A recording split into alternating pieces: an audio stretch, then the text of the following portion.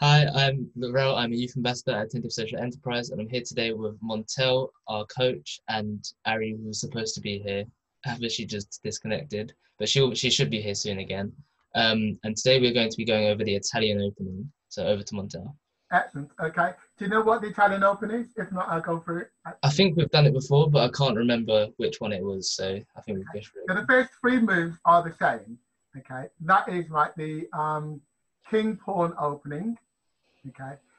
It's not the King Gambit because that would bring out the F pawn. Okay? Yeah. So what White will do next is it usually brings out his knight. Okay. Okay. And then what Black does is bring out this knight.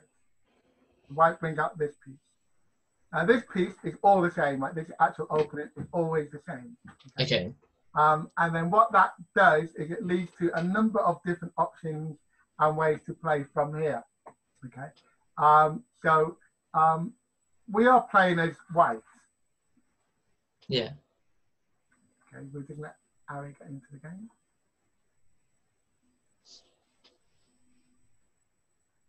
Okay. So we're playing as whites. Okay. So black, the first move, hello Ari, I know you froze, didn't you? Yeah, I think it's something with the internet provider, as I mentioned before. I'm not sure what's going on. Okay, that's no problem. Okay, so we've just started a new game, and this is called the Italian Opening, and there's lots of different variations in this game. Okay, so we'll do what's called the fried liver attack. Have you heard of the fried liver attack? Yeah. Yeah. Okay, so what I want you to do is do the fried liver attack. I'm black, and you two are white. Okay. What to do next? Okay. So, what do you do for the fried liver attack? You move the F3 knight to G5, I think, right? Yes. Okay. Okay. Oof. So they move to. Right. This is where things get interesting, and I always forget what to do next in this certain attack. Oh no. Lorell? Oh goodness. Maybe. I don't need to talk you through it. Okay, yeah. Do you want me to try? I can try. Yeah, okay. Aaron, right. So, and then you move the G knight, G5 to F7, because the only thing that can take you is the king, and you're defended from that square from the bishop. Absolutely. Now, if they do that, if they move out their bishop, if black moves out their bishop, the queen is gone. Yeah. Like you can't move anywhere, can it? Mm-hmm. Okay. So the game's done already, basically. I played a game with Mason, I think it was Monday possibly, and he did that exact same thing. And like the next move you have now is just to take the queen. You get to choose between the rook and the queen, but you always take the queen because it has more points. Yeah, exactly. So let's assume they did move the queen, I mean the bishop there, they move the bishop to there. What would you do? Yeah. You do the exact same thing. You move the G5 onto F7. They'll move their queen, and you take their rook. Yeah. So then you're up 5 points, and you're winning, aren't you? Yeah. Mm-hmm. People don't like playing against the fried liver attack because it's very devastating, isn't it? Yeah. Another version of it. Okay. Would you like me to show you how to fend off the fried liver attack? Yeah. Mm-hmm. Okay, somebody try to do it to you. Yes, please. Yeah. Okay.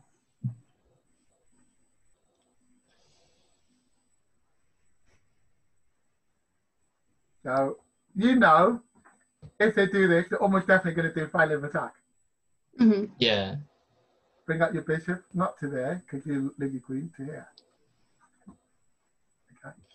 They put their knight to here. But they won't put it to there straight away. Do you know why? Why? Because they will take it with the queen. Absolutely. Oh, yeah. So they first will move that to here. Then you move out your knight.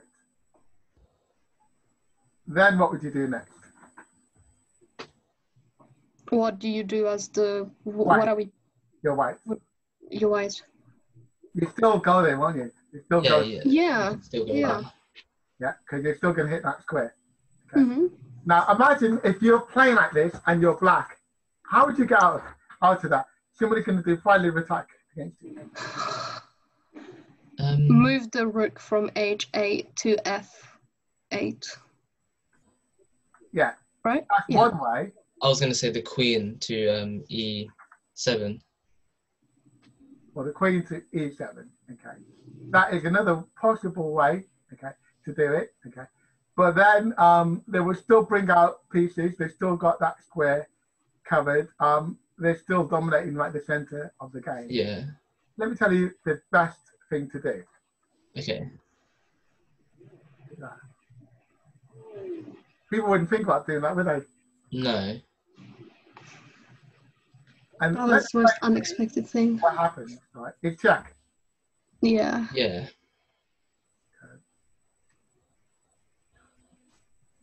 They take it. Okay.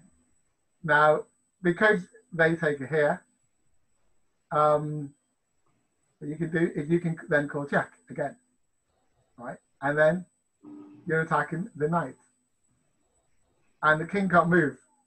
Well, so it can move, but it can't castle.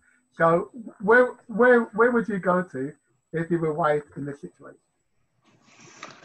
You'd have to go. I was going to just take the knight with the queen, but I feel like that's a bad idea for some reason. Okay, who take the knight with the queen? That could come down here and call check. Okay. Oh God. Okay, and then that's going to move out twice to there, and then threaten the queen. Now I'm going to show you a slightly different version of this. Yeah.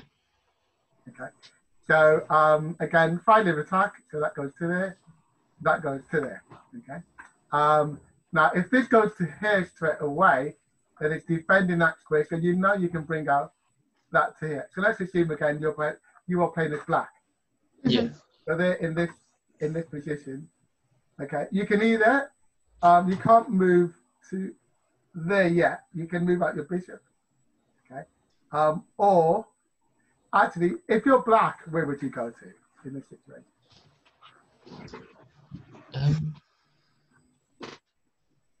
Probably just get something else to the bishop. That's what I would just move the bishop. Where to? I think.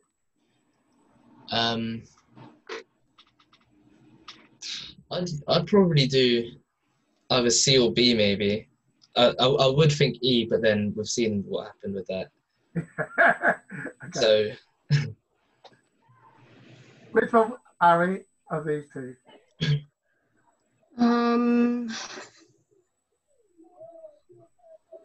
The C maybe. Okay. That's always the better one because you're attacking that. Okay. Now, let's just say that your opponent did the 5-lever attack, right? Again, right? So that's very similar to what you just had before, isn't it? Yeah.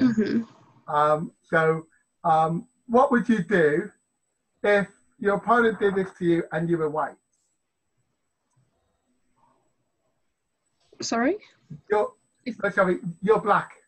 Okay, right. I got very confused for a bit. You're black and your opponent just did this to you. So they're threatening your queen and they're threatening your rook and they're defended by their bishop. And it's your move.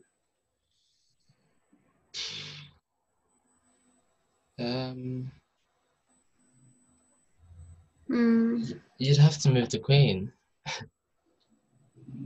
Yeah, would you move the queen to E7? I think that's the only option really, because you don't want them to take your queen. Would you agree, Harry? I mean, I'm trying to see what other options you have, but let's try. What if you move? Sorry? I was going to say, what if you move D7 to D5? I think I would have done that a bit earlier on. Like, obviously, assuming that the bishop was still on the other side and you know, because now they can still take your queen. But like to do that before you move. You did that before, yeah. That would be a good move. So from here, what would you do? You'd have to move the queen, I suppose. Let's see what happens if you still do what you did before, but take this. Oh, I thought that was like out of question, but okay. Right. So what do you think? Let's say you are white. What would white do here? Either take or move. Okay. Which one do you want to do? Let's try taking. Okay. Black takes this. Okay. And you're white. Where would you move to? Let's say let's play them out. So like you move to F1. Yeah. Queen comes out and calls check. You move to E1. Game over. Yeah. All right. Let's go back a bit. I think if I were in that position, I'd actually move it to E3. I'd move the queen, the king to E3. Move the queen to E3. Okay. So, a couple of things. So first of all, that can move twice. Now where would you go? Well, actually, you don't move twice yet because they'll take your queen, right? So you do that in a minute. First of all, you bring out your queen and you move to here. You sacrifice your rook. You don't, right? The rook would almost definitely drop, okay? But you don't really mind, right? Because then, next move, you do that.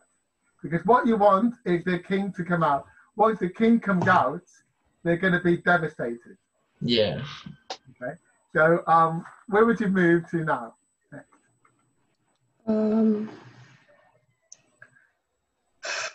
You could maybe, if you took that pawn, then what would happen? What if you take the queen out? D1 to F3. Yeah, D1 to F3. Could do that as well, yeah. Yeah. So yeah, that's good. Take out the queen. Okay. And that comes. Oh, that's just ridiculous. You move the queen back one. Or you could move the queen forwards to F7. If you move the queen to F7. F7. Yeah, actually F7 is a good move. Then the opponent moves to there. And then you could just go again, but then he'd move forward, get him to bring his king out, and then when he moves the king out, you could take the rook. So if you went from F7 to F8. Yeah. Now the interesting thing about this is that you are interested in attacking, and that's usually very good if your king is in a defendable situation. Yeah. You can't really defend it very well, can you?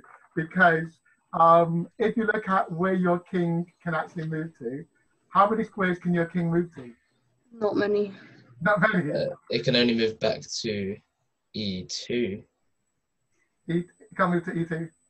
Oh, it can't move anywhere, can it? Yeah, I can to D3. Oh yeah, it can move there. Yeah, you're right. And then that comes to here.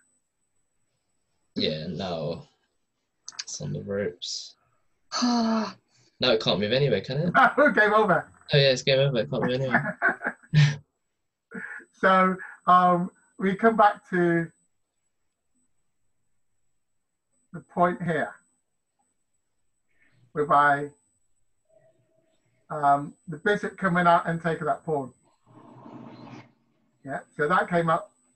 That came up. So if people are going to do final attack against you, okay, because they won't know what I've just showed you, will they? No. Okay. So that takes that. Okay. So let's go back. That didn't go to the place I wanted it to go to. So basically, coming to here, threatening this piece.